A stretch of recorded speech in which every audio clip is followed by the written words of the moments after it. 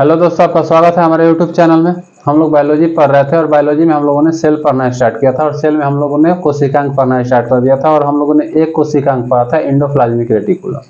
जब हम आप लोग को एंडोप्लाज्मिक रेटिकुलम पढ़ा रहे थे तो उस टाइम हमने बताया था कि एंडोप्लाज्मिक रेटिकुलम दो प्रकार के होते हैं, एक होता है रफ और एक होता है स्मूथ। रफ जिस पे राइबोसोम होता है उसे क्या कहते हैं? रफ कहते हैं। जिस पे राइबोसोम नहीं होता है उसे क्या कहते हैं? स्मूथ पढ़ते हैं। तो आज हम लोग समझेंगे राइबोसोम के बारे में, ठीक ना। आज हम लोग समझेंगे राइबोसोम के बारे में, यानी कि हम लोग पढ़ रहे थे सेल की कोशिका। कोशिका में आज हम लोग को पढ़ना है दूसरा कोशिकांग, हम लोग पढ़ेंगे राइबोसोम। राइबोसोम का खोज सबसे सर्वप्रथम प्लांट सेल में हुआ था। किसमें हुआ था? प्लांट सेल में हुआ था। रॉबिन्सन और ब्राउन ने खोज किया था। किसने किया था? रॉबिन्सन और ब्राउन ने खोज किया था। रॉबिन्सन और ब्राउन ने खोज किया था। लेकिन एनिमल में पोलार्डे ने किया था। पोलार्डे ने खोज किया था। एनिमल में किसने किया था? पोलार्डे ने खोज किया था राइबोसोम को। तो राइबोसोम का खोज सर्वप्रथम रॉबिन्सन एवं ब्राउन ने किया था, प्लांट सेल में किया था। लेकिन एनिमल सेल में राइबोसोम का खोज पोलार्डो ने किया था। ये तो खोज की बात हो गई। ये राइबोसोम जो है ना, ये हमारे कोशिकांग में, कोशिका के अंदर पाया जाता है। क्या पाया जाता है? कोशिका के अंदर पाया जाता है। यानी कि ये कोशिका है, इसके अंदर पाया जाता है कोशिकांग, राइबोसोम। यानी कि कोशिका के अंदर पाए जाने वाले को क्या कहते हैं? कोशिकांग कहते हैं। तो ये भी क्या है? कोशिकांग ही है। राइबोसोम भी क्या है? एक कोशिकांग ही है। लेकिन ये राइबोसोम जो है ना, कोशिकांग में सबसे छोटा कोशिकांग है। तो सबसे छोटा कोशिकांग क्या है? कौन है? राइबोसोम। क्या है यह? सबसे छोटा कोशिकांग है। जितने कोशिकांग आप देखिएगा ना, जितने कोशिकांग है, अगर एक कोशिका के अंदर जितने कोशिकांग को देखा जाए, उस सबसे छोटा कोशिकांग कौन है? राइबोसोम है। और ये राइबोसोम में एक खास बात और है कि इसमें आवरण नहीं पाया जाता है। आवरण नहीं पाया जाता है। आवरण मतलब समझ रहे हैं कि जितने कोशिकांग होते हैं उस पर कोई ना कोई लेयर पाया जाता है। ऊपर जैसे कोशिका है तो इसके ऊपर कौन सा झिल्ली है? कोशिका झिल्ली है, यानी कि सेल मेम्ब्रेन है। क्या है? सेल मेम्ब्रेन है। लेकिन ये जो है ना राइबोसोम, इस पे कोई सेल मेम्ब्रेन नहीं पाया जाता है, यानी कि कोई कोशिका झिल्ली नहीं पाया जाता है। यानी कि ये शॉर्ट पॉइंट नहीं पाना होता है।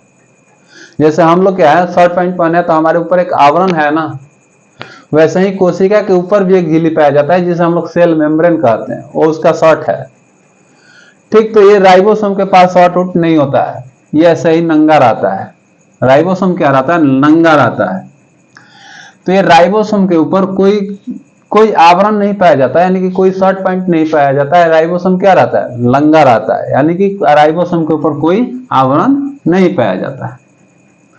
और ये क्या है कि ये सबसे छोटा कोशिकांग है। जितने कोशिकांग पाए जाते हैं ना कोशिका के अंदर, माइटोकॉन्ड्रिया, गोल्गी काय, ये एंडोप्लाज्मिक रेटिकुलम, ये सभी हम आप लोग को पढ़ाएंगे।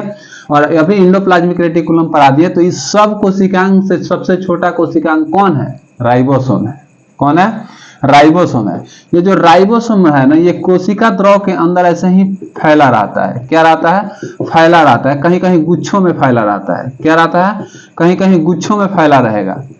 क्या रहेगा? ये राइबोसोम कहीं कहीं गुच्छों में फैला रहेगा, नहीं तो ऐसे तमाम कोशिका के अंदर पूरा बिखरे रहता है। क्या रहता है? राइबोसोम कोशिका के अंदर ऐसे पूरा बिखरे रहेगा, लेकिन कहीं कहीं गुच्छों में रहता है। तो ये जो गुच्छा में रहता है इसे पॉलीसोम या पॉलीराइबोसोम कहते हैं। क्या कहते हैं? पॉलीसोम या पॉलीराइबोसोम। राइबोसोम कहते हैं। इसे क्या कहते हैं? पॉलीसोम या पॉलीराइबोसोम कहते हैं। यानी कि कोशिका के अंदर ये राइबोसोम पूरा क्या रहता है? बिखरा रहता है, एकदम इधर उधर पूरा चारों ओर कोशिका के पूरा द्रव में क्या रहता है? फैला रहता है।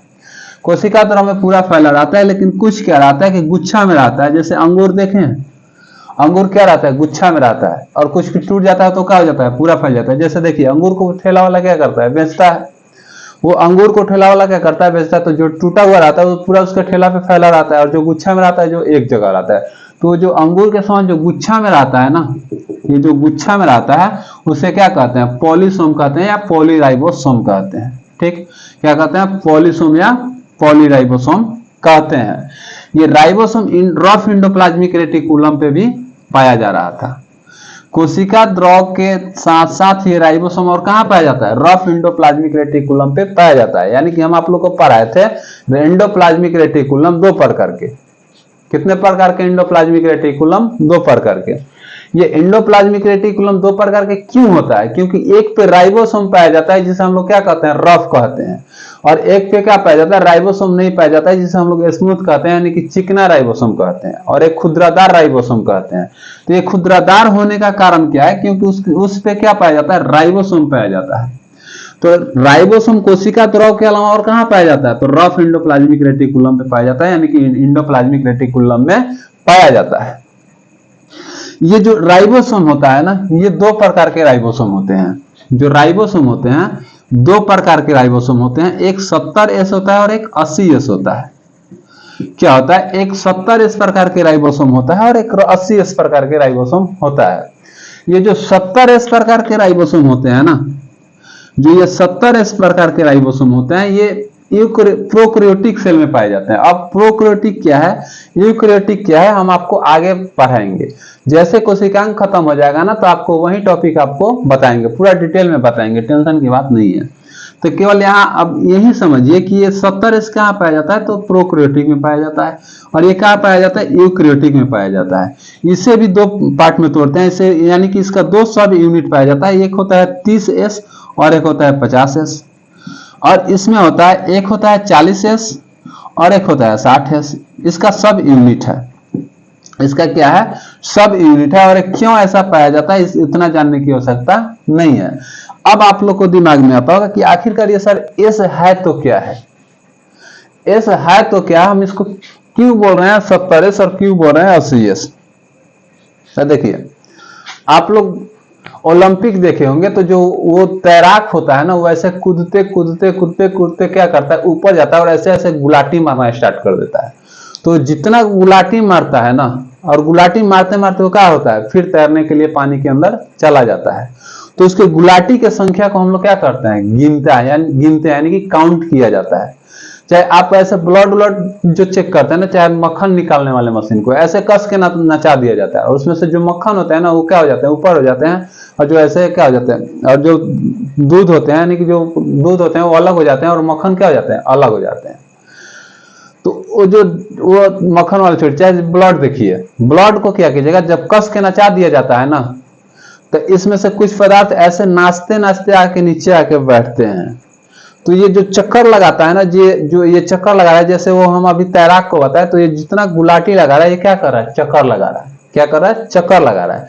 वैसे ही ये राइबोसोम होता है ना, तो जब ब्लड को निकालिएगा, उसको कस के नचाइएगा, यानी किसी भी सेल को निकाल के उसको कस के नचाइएगा, तो एक जो यूकैरियोटिक सेल होगा उसमें 80 बार ऐसे चक्कर लगाएगा। क्या करेगा, 80 बार चक्कर लगा के वो क्या करेगा, नीचे, जैसे ये है तो इसमें हम क्या किए, कस के नचा दिया, तो इसमें ये 80 बार चक्कर लगाते लगाते लगाते लगाते तब जाके नीचे क्या हो जाएगा, अस्थिर हो जाएगा।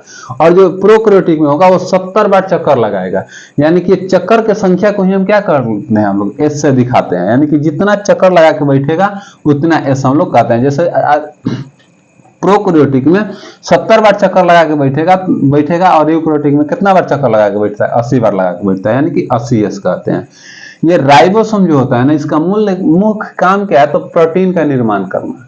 ये क्या करता है राइबोसोम, तो प्रोटीन का निर्माण करता है, प्रोटीन का निर्माण करता है। अब कहिएगा कि सर हम लोग तो डायरेक्ट प्रोटीन खाते ही हैं, तो प्रोटीन का निर्माण करता क्यों है, करेगा कैसे, हमको बतलाइए।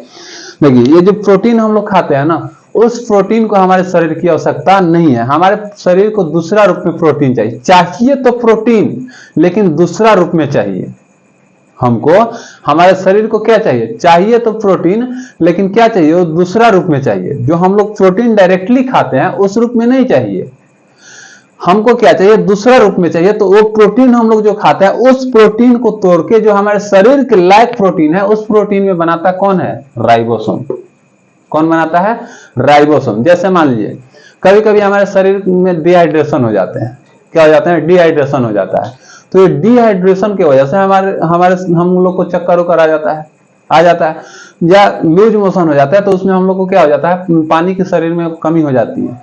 तो जब पानी का कमी होता है ना, तो ये पानी के कमी होता है तो हम लोग को नॉर्मल NS चढ़ा दिया जाता है या RL चढ़ा दिया जाता है, RL चढ़ा दिया जाता है। वो RL भी क्या है, एक पानी ही है। क्या हम उसको ऐसे नॉर्मली ग्लास में लेके पी जाएंगे तो होगा, नहीं होगा। उसको हम लोग क्या करते हैं, सलाइन द्वारा ब्लड के साथ क्या करते हैं, चढ़ाते हैं। तो वो क्या है, जो पानी है वो ठीक अपना ब्लड के साथ क्या हो जाएगा, एब्जॉर्ब कर जाएगा। लेकिन हम लोग पियेंगे तो नहीं होगा, डाइजेस्ट हो जाएगा। तो वैसे ही जो हम लोग प्रोटीन खाते हैं ना, तो प्रोटीन खाते हैं तो डाइजेस्ट होता है, पचता है, और पचता है तो सब कहाँ चला जाता है, फिर कोशिका के अंदर चला जाता है। और कोशिका में पाया जाता है हमारा कौन, राइबोसोम। ये राइबोसोम उस प्रोटीन को क्या करता है, जो हमारे शरीर के लिए फायदेमंद है, जो हमारे शरीर के जिस रूप में चाहिए उस रूप में क्या करता है, तोड़ता है और क्या करता है, प्रोटीन का निर्माण करके हमारे शरीर को दे देता है। आप लोग जिम करने जाते हैं तो क्या करता है, बोलता है कि एकदम प्रोटीन खाओ।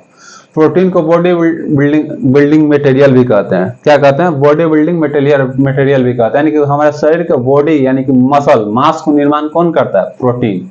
कौन करता है, प्रोटीन निर्माण करता है। यानी कि मसल्स कौन बनाता है, प्रोटीन। तो जो जिम करने जाते हैं वो क्या बोलता है, वो जिम वाला कि आप प्रोटीन खाइए।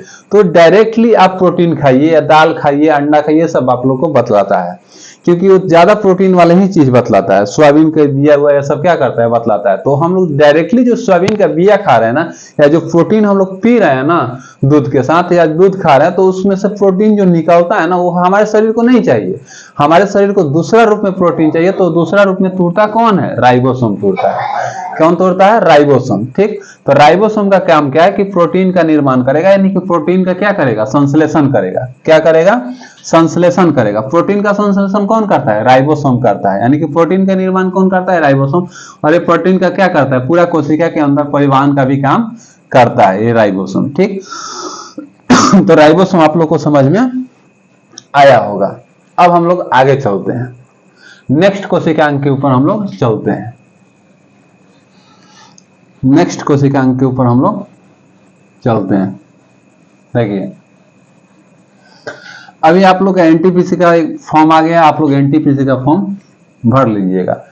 इंटर लेवल और ग्रेजुएट लेवल दोनों आ गया है। आप लोग दोनों फॉर्म फिलअप कर लीजिए और अच्छा से जोन उन चुन के डालिएगा। मैं एक दिन जोन के बारे में आप लोगों को बतला दूंगा कि कौन सा जोन सेलेक्ट कीजिए, कौन सा जोन नहीं कीजिए। अगर बशर्ते आपको टाइपिंग भी देखना है और आपका मेडिकल भी देखना है, ठीक ना, और सीट भी देखना है, तो ऐसे आप लोग अपना देख लीजिएगा और अपना जोन उन चूज करके क्या कर दीजिएगा, फॉर्म भर दीजिएगा।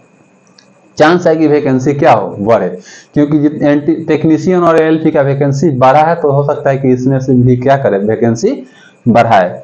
तो आप लोग फॉर्म भर दीजिएगा और आप लोग को जितना साइंस पढ़ा दिया जा रहा है यही काफी है, इससे अब बाहर आप लोग को नहीं आएगा। ठीक, आइए हम आगे बढ़ते हैं नेक्स्ट कोशिकांग के ऊपर। तो नेक्स्ट कोशिकांग हमारा है क्या है, गोल्जी का है, यानी कि गोल्जी बॉडी।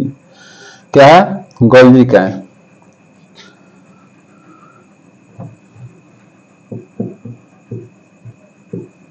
गोल्जी का है,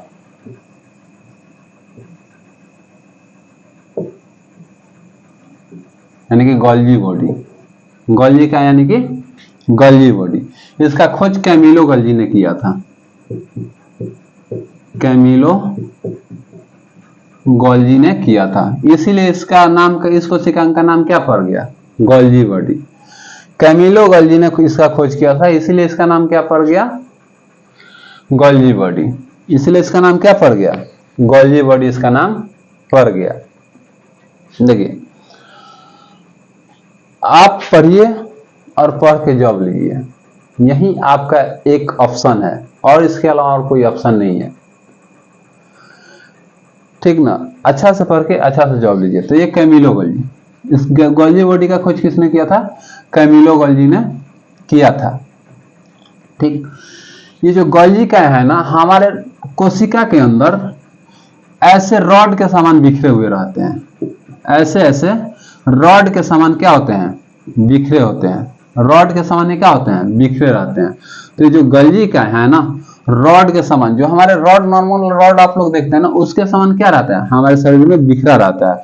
और इसके समूह को क्या कहते हैं, सिस्टर्नी कहते हैं। सिस्टर्नी कहते हैं। इसके समूह को क्या कहते हैं? सिस्टर्नी कहते हैं। यानी कि हमारे शरीर में जो गोल्जी बॉडी होता है ना, एक रॉड के समान संरचना होता है, और रॉड के समान पूरा हमारे सेल में क्या रहता है? फैला रहता है, और इसके समूह को क्या कहते हैं हम लोग? सिस्टर्नी कहते हैं। यानी कि गोल्जी बॉडी के समूह को क्या कहते हैं? सिस्टर्नी कहते हैं। इस गोल्जी बॉडी पे रिक्तिकाएं भी पाए जाते हैं, यानी कि वैकुल्स भी पाए जाते हैं। क्या पाए जाते हैं? रिक्तिकाएं भी पाए जाते हैं। रिक्तिकाएं भी पाए जाते हैं, यानी कि वैकुल्स भी पाए जाते हैं। क्या पाए जाते हैं? वैकुल्स भी पाए जाते हैं, यानी कि खाली जगह भी पाया जाता है, रिक्तिकाएं भी पाया जाता है।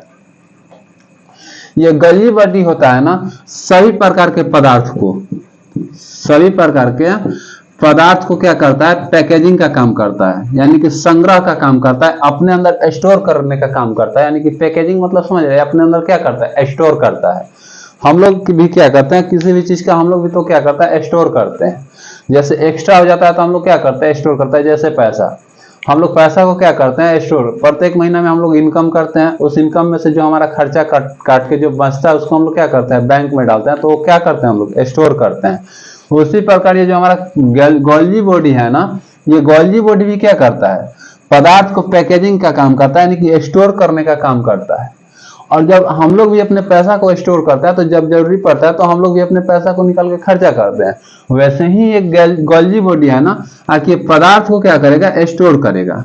सभी प्रकार के पदार्थ को, जैसे कार्बोहाइड्रेट, वसा, प्रोटीन, इस सब को क्या करेगा? स्टोर करेगा, पैकेजिंग कर लेगा। और ये कैसे पैकेजिंग करता है आज तक पता नहीं चला, इस पर सर्च भी चल रहा है, ठीक ना। तो ये कैसे पैकेजिंग करता है ये आज तक पता नहीं चला है, लेकिन ये क्या करता है कि पैकेजिंग का काम करता है, स्टोर करने का काम करता है, और स्टोर कर लेता है। और जैसे इस पदार्थ का जरूरी पड़ेगा ना, वो क्या करता है? निकाल भी देता है, यानी कि सेक्रेशन भी कर देता है, यानी कि संश्लेषण, यानी कि पदार्थ को क्या करता है? निकालता भी है। यानी कि जो पदार्थ को ये स्टोर किया है, मान लीजिए कि प्रोटीन का इन्होंने स्टोर कर लिया। अब प्रोटीन हमारे शरीर में ज्यादा बन गया प्रोटीन, तो गोल्जी काएं क्या कर लिया? उसको स्टोर कर लिया। अब स्टोर कर लिया और खुदा ना खास्ते फिर हमारे शरीर में प्रोटीन कम बना और हमारे शरीर को प्रोटीन की आवश्यकता है, तो फिर ये क्या करेगा? निकाल देगा। ये प्रोटीन को क्या कर देगा? सेक्रेशन कर देगा। क्या कर देगा? सेक्रेशन कर देगा, यानी कि निकाल देगा। तो ये पदार्थ को पैकेजिंग करने का काम करता है और सेक्रेशन करने का भी काम करता है। साथ में साथ ये क्या करता है? ट्रांसपोर्टिंग का भी काम करता है। ये क्या करता है? ट्रांसपोर्टिंग, मतलब कि पदार्थ को क्या करता है? कोशिका के अंदर इधर से उधर ले जाने का काम कौन करता है? Golgi body. गोल्जी बॉडी का परिवहन तक और पैकेजिंग तक और सेक्रेशन तक का ही काम नहीं हो रहा है। गोल्जी बॉडी हमारे शरीर के सबसे एक महत्वपूर्ण कोशिकांग को भी निर्माण करने में मदद करता है, जिसका नाम है लाइसोसोम। क्या है? यह लाइसोसोम का भी निर्माण करने में मदद करता है। लाइसोसोम का भी निर्माण करने में क्या करता है? मदद करता है। क्या करता है? लाइसोसोम के निर्माण में भी ये क्या करता है? मदद करता है। प्लस में स्पर्म के ऊपर एग्रोसोम का भी ये निर्माण करता है। उसके ऊपर क्या रहता है? एग्रोसोम। इसका भी निर्माण कौन करता है? गोल्जी बॉडी करता है। क्या करता है? गोल्जी बॉडी करता है। तो ये जो गोल्जी बॉडी है ना, गोल्जी बॉडी का खोज किसने किया था? कैमिलो गोल्जी ने। ये हमारे कोशिका के अंदर क्या पाया जाता है? रॉड के समान पाया जाता है। कैसे पाया जाता है? रॉड के समान पाया जाता है। और इसके समूह को क्या कहते हैं? सिस्टर्नी कहते हैं। इसके समूह को क्या कहते हैं? सिस्टर्नी कहते हैं। उसके ऊपर क्या पाया जाता है? वैकुल्स पाया जाता है, यानी कि छोटे छोटे रिक्तिकाएं पाए जाते हैं। ये सभी प्रकार के पदार्थ को क्या करता है? पैकेजिंग का काम करता है। क्या करता है?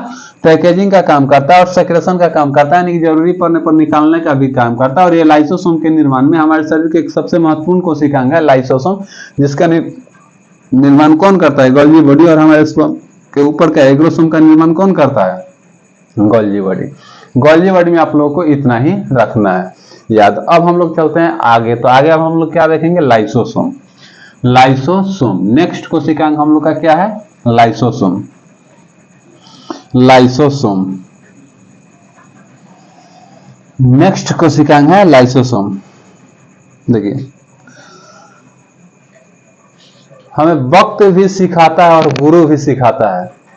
किसी भी चीज को वक्त भी सिखाता है और गुरु भी सिखाता है। बस दोनों में फर्क यही हो जाता है कि गुरु सिखा के इम्तिहान लेता है और वक्त बिना सिखाए हुए इम्तिहान लेता है, ठीक ना। तो आइए हम लोग नेक्स्ट कोशिकांग को देखते हैं, यानी कि नेक्स्ट कोशिकांग है लाइसोसोम। Lysosome lysosome. नेक्स्ट कोशिकांग, ये लाइसोसोम है। लाइसोसोम का निर्माण कौन करता है? तो गोल्गी बॉडी करता है। इसका खोज डी डुबे ने किया था। डी डुबे ने किया था। इसके लिए इन्हें नोबेल पुरस्कार भी मिला था। डी डुबे को लाइसोसोम खोजने के लिए नोबेल पुरस्कार भी मिला था। जो लाइसोसोम है ना, हमारे शरीर के लिए बहुत महत्वपूर्ण है। लाइसोसोम क्या है? बहुत महत्वपूर्ण है हमारे शरीर के लिए लाइसोसोम, ठीक ना। क्यों महत्वपूर्ण है? क्योंकि ये हमारे शरीर में जो कोशिकाएं, जैसे कि कुछ कोशिका काम नहीं कर रहा है, कुछ कोशिका मर गया, वो तो जो मर गया हमारे शरीर में क्या हो गया? अपशिष्ट कोशिका हो गया। उस सब कोशिकाओं को मारने का काम कौन करता है? लाइसोसोम करता है। कौन करता है? लाइसोसोम करता है। तो लाइसोसोम में 20 से 21 प्रकार के एंजाइम पाए जाते हैं। क्या पाए जाते हैं? 20 से 21 प्रकार के एंजाइम पाए जाते हैं। एंजाइम पाए जाते हैं। इस सब एंजाइम को समूह को हाइड्रोलाइटिक एंजाइम कहते हैं। क्या कहते हैं? हाइड्रोलाइटिक एंजाइम कहते हैं।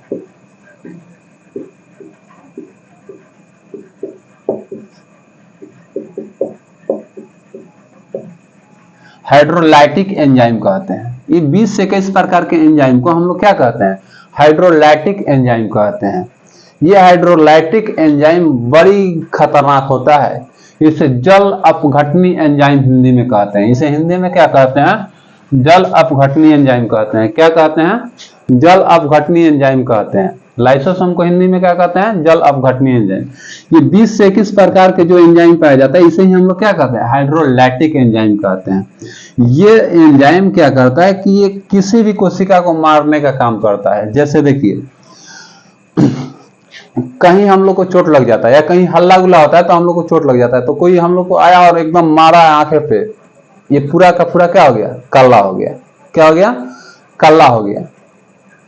काला हो जाने का मतलब कि इधर का एरिया, इधर का जितना सेल था हमारा, वो क्या हो गया? मर गया।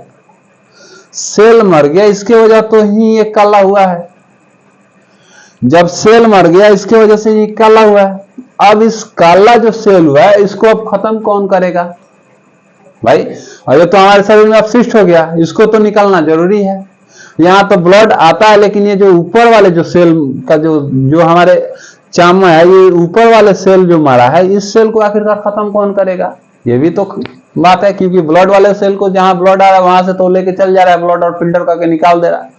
लेकिन अब यहाँ जो सेल है, इसको मारेगा कौन? तो आता है लाइसोसोम। कौन आता है? लाइसोसोम। केंद्रक आता है लाइसोसोम को, क्योंकि सभी प्रकार की कोशिका के अंदर जितने क्रिया होते हैं, डिवीजन से लेके या कुछ भी होगा ना, तो उसको कंट्रोल कौन करता है? केंद्रक, न्यूक्लियस। केंद्रक जाता है लाइसोसोम को ऑर्डर करता है कि तुम जाओ और हाइड्रोलाइटिक एंजाइम क्या करो? छिड़को। ये जाता है और हाइड्रोलाइटिक एंजाइम को क्या करता है? छिड़कता है, और धीरे धीरे यहाँ का हमारा कालापन क्या हो जाता है? खत्म हो जाता है। यानी कि उस खराब सेल को मारने का काम कौन किया? लाइसोसोम किया। कौन किया? लाइसोसोम किया। तो हमारे शरीर में जितने अपशिष्ट सेल होते हैं, उसको मारने का काम कौन करता है? लाइसोसोम करता है। यही नहीं, हमारे शरीर में बहुत सारे कोशिका पाए जाते हैं, बहुत सारे कोशिकांग पाए जाते हैं। क्या पाए जाते हैं? बहुत सारे कोशिकांग पाए जाते हैं। ये जो कोशिकांग है ना, कुछ कोशिकांग ऐसे होते हैं जैसे कि हम लोग का ही, जैसे देखिए अभी हम लोग के 60-70 साल का एज हो जाए तो हम लोग उतना काम कर पाएंगे? नहीं कर पाएंगे। तो हमारे शरीर में का जो सेल होते हैं ना, वो एक टाइम आता है कि वो प्रॉपर काम नहीं करते हैं। जैसे माइटोकॉन्ड्रिया, माइटोकॉन्ड्रिया का काम क्या है? कि एटीपी का निर्माण करना। अब माइटोकॉन्ड्रिया ज्यादा दिन का हो गया, अब कह रहे हैं कि अब हमरा से एटीपी नहीं बन रहा है, अब हमसे एटीपी नहीं बनेगा। न्यूक्लियस आया, कहा कि तुम भाई एटीपी बनाओ। क्या करो? तुम एटीपी बनाओ। वो बोला कि हमारा से बनबे नहीं करेगा, हम बनाए कहां से? तो कहेगा कि तुम या तो बनावा, नहीं तो मेरे पास और भी उपाय है। तो वो बोला जाओ, तुमको जो करना है वो कर लो, मैं नहीं बनाऊंगा। ये गया लाइसोसोम के पास, कौन? न्यूक्लियस। बोला कि तुम जाओ और माइटोकॉन्ड्रिया पे क्या करो? तुम हाइड्रोलाइटिक एंजाइम छिड़ दो। जैसे ही हाइड्रोलाइटिक एंजाइम थोड़ा सा छिकेगा, वो माइटोकॉन्ड्रिया क्या हो जाएगा? मर जाएगा, खत्म हो जाएगा। अब जब वो खत्म हो जाएगा तो उसके जगह पे तो नया माइटोकॉन्ड्रिया आना चाहिए, तो फिर कहेगा जाके सेल डिवीजन करने के लिए, और ये सेल डिवीजन करा के क्या करेगा, उसके जगह पे नया माइटोकॉन्ड्रिया को बना के तैयार कर देगा, और खटाखट फिर क्या बनना लगेगा, एटीपी का निर्माण होना स्टार्ट हो जाएगा। अभी हम आप लोग को एक एग्जाम्पल दे कि आप हम लोग को चोट लग जाता है तो क्या हो जाता है, काला हो जाता है। डॉक्टर के पास जाइएगा, चोट लग गया, काला हो गया, वो बोलता है क्या कि इस पे सुसुम कपड़ा करके सेंक लगाइएगा। क्यों? जैसे आप सेंकिएगा, इसके चारों बॉल का जो जीवित कोशिका एकदम उसके अंदर एकदम अरे क्या हो गया तिरमिरा जाएगा। अब वो तिरमिरा जाएगा तो जाके देखेगा तो कहेगा ओ ये मर गया है, चलो लाइसोसोम थोड़ा थोड़ा छीट देते हैं हम लोग। ये थोड़ा थोड़ा छीटते छीटते क्या करेगा, मार देगा, उस खराब सेल को क्या कर देगा, मार देगा, और नया सेल का क्या हो जाएगा, निर्माण हो जाएगा। तो सेंक लगाने से क्या हो जाता है, हमारे लाइसोसोम वो सेंक लगाने से वो गर्म पानी हमारे खराब सेल को नहीं मारता है, वो क्या करता है कि हमारे अंदर लाइसोसोम को क्या कर देता है, एक्टिव, यानी कि जो जीवित सेल है उसको एक्टिव कर देता है। जो जीवित सेल है उसको एक्टिव कर देता है, जिससे एक्टिव होने की वजह से न्यूक्लियस क्या करता है, लाइसोसोम को ऑर्डर करता है, और लाइसोसोम उसको क्या करता है, मार देता है। लाइसोसोम क्या कर देता है, मार देता है। इसीलिए लाइसोसोम को क्या कहते हैं, आत्महत्या की थैली भी कहते हैं। क्या कहते हैं, आत्महत्या की थैली भी कहते हैं लाइसोसोम को। यही नहीं, हमारे कोशिका के अंदर अगर जीव साइटोप्लाज्म नहीं रहता, यानी कि कोशिका द्रव नहीं रहता, तो सब कोशिकांग आपस में टकरा जाता है, कहीं लाइसोसोम फट जाता तो ये पूरा हाइड्रोलाइटिक एंजाइम बाहर निकल जाता, पूरा कोशिका को ही मार देगा कि नहीं मार देगा, मार देगा। जब ये खराब सेल को मार सकता है तो बढ़िया सेल को भी मार सकता है, और ये खुद अपने आप को भी मार सकता है फट के। तो ये जब फट जाता है तो खुद अपने आप को भी मार देता है, इसीलिए हम लोग क्या कहते हैं, इसे आत्महत्या की थैली कहते हैं लाइसोसोम को। तो लाइसोसोम होना हमारे लिए क्या है, अति आवश्यक है, नहीं तो बहुत दिक्कत होगा। हमारे शरीर के अंदर जितने खराब अपशिष्ट सेल हो जाएंगे उसे मारने का काम नहीं होगा, जिससे हम लोग को बहुत सारे समस्याएं हो सकते हैं। तो आप लोग को लाइसोसोम समझ में आया होगा। आज भर इतना ही, फिर हम लोग मिलते हैं नेक्स्ट वीडियो में।